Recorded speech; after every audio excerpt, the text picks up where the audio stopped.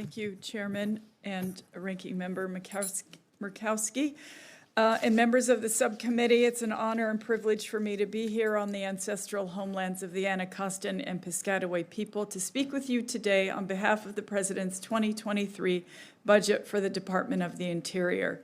Before I begin, I want to acknowledge that you and your staffs are busy with your markup of the Interior Bill. I sincerely appreciate all of the work that all of you are doing to support the critical missions of our department.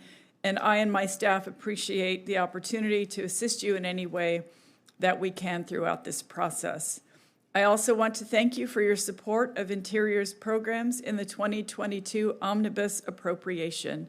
I appreciate your efforts to build capacity within the department and to fully fund our fixed costs, which are our must-pay bills.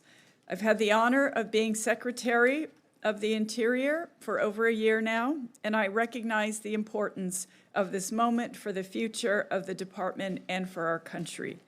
Through my travels and while working in Washington, D.C., I've seen firsthand how every single day in every corner of our country, our employees go to work with a focus on results. They work with their local communities, with states, with tribal nations, and other partners to conserve and steward our nation's natural resources and cultural heritage for the benefit of everyone. Interior's programs are helping generate jobs, grow the economy, and build resilience to the challenges of our changing climate. Just last week, Assistant Secretary Estenos and I viewed the devastating flood damage in Yellowstone National Park, and we met with Senator Tester, Senator Daines, and Governor Gianforte and other local leaders to discuss ways Interior can repair the damage and restore access to the park. I'm grateful over the past year to have visited many of you in your states and meet the great people that you represent. The work we do would not be possible without your leadership and support, and I look forward to our continued partnership.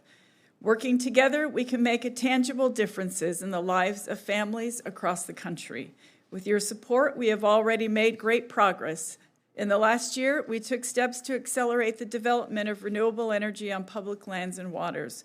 We launched the Federal Indian Boarding School Initiative to address the intergenerational impacts of Indian boarding school policy. We deployed resources to build resilience to address the drought crisis. We pursued justice for missing and murdered Indigenous people and worked to keep tribal communities safe and help communities prepare against the threat of wildfire by strengthening our federal firefighting workforce and the resilience of our lands. We also began implementing the bipartisan infrastructure law, a once-in-a-generation investments that will help communities to tackle the climate crisis while creating jobs, advancing environmental justice, and boosting local economies. This funding is already at work at Interior, kickstarting ongoing efforts to address intensifying drought, wildfires, flooding, and legacy pollution. The President's 2023 budget complements this with a request of $18.1 billion for the Interior Department. Of this, $16.6 billion is within the jurisdiction of this subcommittee. Our total request is a 12% increase from the 2022 enacted appropriation. Specifically, the President's budget invests in our country with an unprecedented total of $4.5 billion for Indian Affairs programs focused on tribal sovereignty and stronger tribal communities. Up to $1.5 billion for wildland fire management to increase firefighting capacity, continue the transformation to a more permanent and professional wildland fire workforce, and ensure federal firefighters are paid at least $15 an hour. A total of $4.9 billion across Interior to strengthen natural resource management and improve the resilience of tribal and Interior managed lands. $125 million to advance the President's ambitious clean energy goals by increasing offshore wind energy power generation and permitting of onshore renewable energy technologies.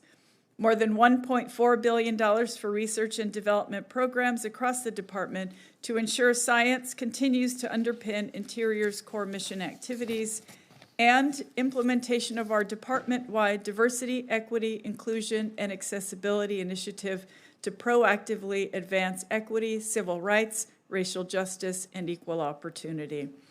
I have great ambitions for the Department of the Interior and what we can accomplish on behalf of the American people. Working together, we can do more to create good-paying union jobs, increase the resilience of our lands, expand our ability to fight wildland fires and mitigate drought, strengthen tribal nations, and improve the lives of Americans everywhere. I look forward to continuing our strong partnership. In conclusion, we're doing our part to advance priorities that build a better America. Thank you again for having me and our Budget Director, Denise Flanagan. We're happy to answer any questions that you may have.